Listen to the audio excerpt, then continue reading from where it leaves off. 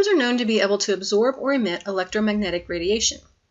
If we send a high voltage through a low-density gas, the atoms in that gas will accelerate and release electromagnetic radiation. If we view the radiation being given off through a diffraction grating, we observe what is called a line spectra. This occurs because each different type of atom emits or absorbs a specific wavelength of radiation. So a line spectrum can be used to identify what type of atom is present in a given gas. There are two types of spectrums that we have to consider. The first is called an emission spectra. This is the specific frequency and wavelength of the light that is emitted by a particular atom when the gas of that atom is heated. The bright bands of light indicate the specific wavelengths of the light emitted by that particular atom. The dark regions are the wavelengths that are not emitted. The absorption spectra tells us the light that is absorbed by some particular atom. This type of spectra is formed when light passes through cold gas and the atoms absorb energy at certain frequencies. The bright regions in this case are the wavelengths that are not absorbed, and the dark bands are the wavelengths that are absorbed. So the line spectrum of a particular atom tells us the wavelength of light that is emitted or absorbed by that particular atom. Each atom has its own unique line spectrum. Interestingly, the wavelengths of energy that are absorbed in the absorption spectrum are the same wavelengths of energy that are emitted in an emission spectrum. Since the light wavelengths emitted by low-density gases are caused by individual atoms, we can use the line spectra emitted by certain gases to help further our understanding of the atom. So back to Rutherford's model of the atom.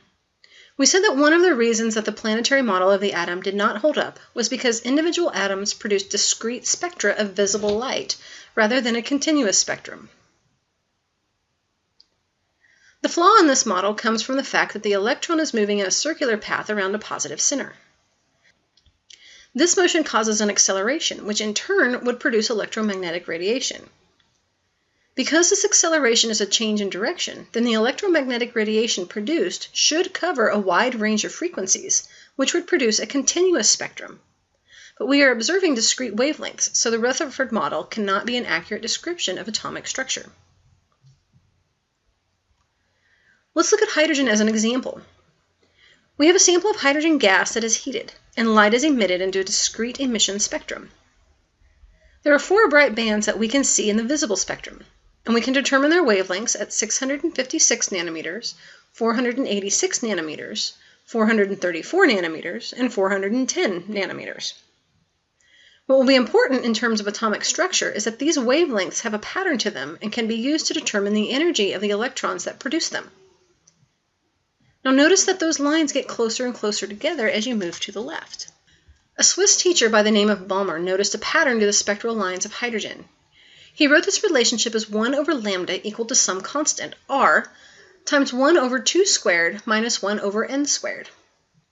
N is defined as an integer over 2, so 3, 4, 5, and so on. The r he called the Rydberg constant and is found to be 1.097 times 10 to the 7th inverse meters. Interestingly, Balmer had no idea why the pattern worked the way it did. He had just done the math. Say we plug in 5 as our integer. We solve the equation and find that we should find a spectral line at 434 nanometers. Sure enough, when we look, we see there is a violet line at 434 nanometers. Since our integer was n, this is our n equals 5. So the lines to the right would be n equals 4 and 3. And as we go to the left, we have n equals 6. If we were to do n equals 7, we would not be able to see a line in the visible spectrum, but it would shift over into the ultraviolet spectrum. So a physicist named Lyman came along and modified the Balmer equation for the spectra that should be found in the ultraviolet radiation. His equation is the same, except that instead of 2 squared, it is 1 squared. Here, n can be any integer over 1. Then Paschen jumped in and described the equation for the spectra that you would find in the infrared. Again, it is the same equation, except instead of 2 squared, it is 3 squared. And as you might guess, n can be any integer starting with 4.